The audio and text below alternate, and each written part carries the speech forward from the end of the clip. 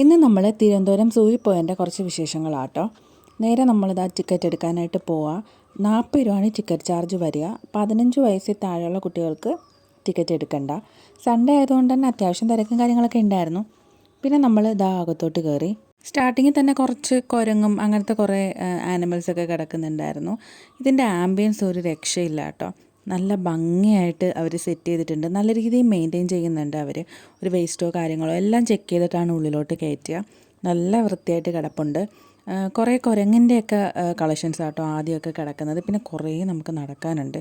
ടൗണിൻ്റെ നടുക്ക് ഇങ്ങനെ ഒരു ആംബിയൻസ് അടിപൊളിയാട്ടോ. എനിക്ക് അവിടുത്തെ ആ ഒരു അറേഞ്ച്മെൻറ്റ്സും ഈ ഒരു കാടും ആ ഒരു ആംബിയൻസൊക്കെയാണ് ഭയങ്കരമായിട്ട് ഇഷ്ടപ്പെട്ടിട്ടുണ്ടായിരുന്നത്. പിന്നെ അത്യാവശ്യം കാണേണ്ടതായിട്ട് വിചാരിച്ച ആനിമൽസിനെയൊക്കെ നമ്മൾ കണ്ടിട്ടുണ്ടായിരുന്നു. സിംഹം, പുലി, കടുവ, കരടി അങ്ങനത്തെ ഐറ്റംസ് എല്ലാം ഉണ്ടായിരുന്നു കേട്ടോ. അങ്ങനെ ഞങ്ങൾ നടക്കുകയാണ്. നേരെ പക്ഷികളുടെ സെക്ഷനിൽ വന്നു. ഓരോ സെക്ഷനായിട്ട് അവർ എഴുതി വെച്ചിട്ടുണ്ട്.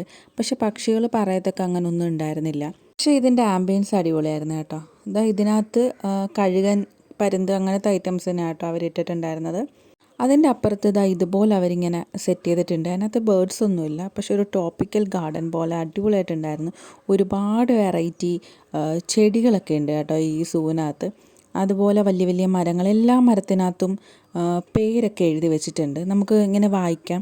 ഇത്രയും വെറൈറ്റി മരങ്ങളുണ്ടെന്ന് തന്നെ അവിടെ ചെന്നപ്പോഴാട്ടോ മനസ്സിലായ. പലതിൻ്റെ പേരുകളൊക്കെ നല്ല അടിപൊളി പേരുകളൊക്കെ ആയിരുന്നു. കേട്ടിട്ട് പോലും ഉണ്ടായിരുന്നില്ല. പക്ഷെ നല്ല നല്ല വലിയ മരങ്ങളൊക്കെ ഉണ്ടായിരുന്നു. അതൊക്കെ പുതിയ അറിവായിരുന്നു. പിന്നെ മുതല 2 ടൈപ്പ് മുതലായിരുന്നു കേട്ടോ അവിടെ ഉണ്ടായിരുന്നത്. ഇവിടെ ഒരെണ്ണമുണ്ട്, പിന്നെ വേറെ സെക്ഷനിൽ വേറെ മുതലുണ്ട് കേട്ടോ. ഇതാണ് കൂട്ടത്തിൽ എനിക്ക് ഏറ്റവും അടിപൊളിയായിട്ട് തോന്നിയത്. നല്ല സ്പേസ് ഉണ്ട്. നല്ല സ്പേസിൽ ഈ ഒരു ടൈപ്പ് കൊക്കുകളാട്ടോ ഫുള്ളുണ്ടായിരുന്നത്. മൊത്തം അതാണ്.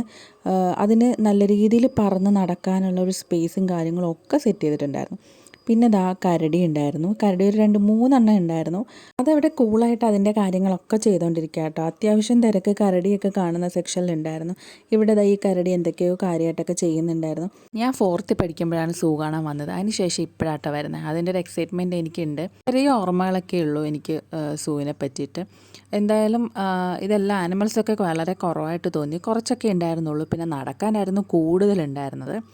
പിന്നെ മൈത്രിമോള് നല്ല എക്സൈറ്റ്മെൻ്റ് ആയിരുന്നു. ആളെ കൊണ്ട് കാണിക്കുക എന്നുള്ളതായിരുന്നു മെയിൻ നമ്മുടെ പരിപാടി.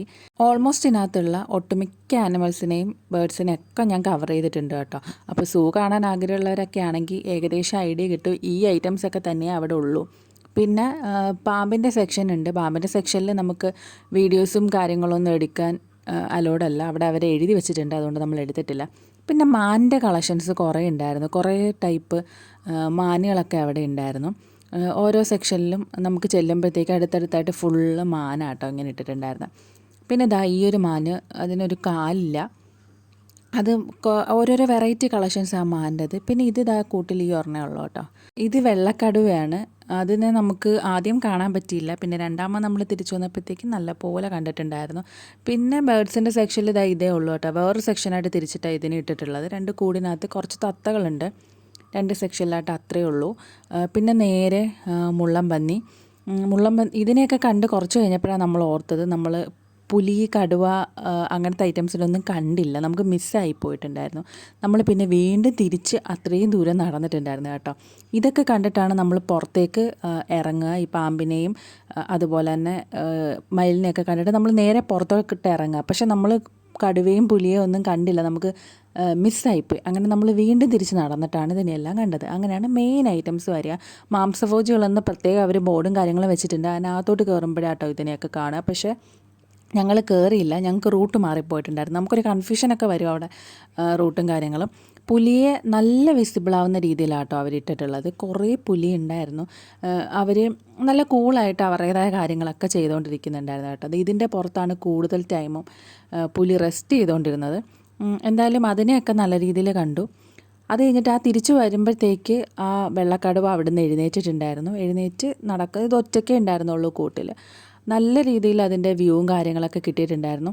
ആദ്യം അതിൻ്റെ പുറകിൽ കിടന്നപ്പോൾ ഒരുപാട് പേര് കണ്ടിട്ടുണ്ടായിരുന്നില്ല. പിന്നെ അത് എഴുന്നേറ്റ് വന്നപ്പോഴാട്ടോ എല്ലാവരും കണ്ടിട്ടുണ്ടായിരുന്നത്. മെയിൻ ഒരു ഐറ്റത്തിൻ്റെ കാര്യം പറയാൻ വിട്ടുപോയി കേട്ടോ. അനോക്കൊണ്ട അതിനെ കാണാൻ വേണ്ടി മാത്രം വരുന്നവരുണ്ട്.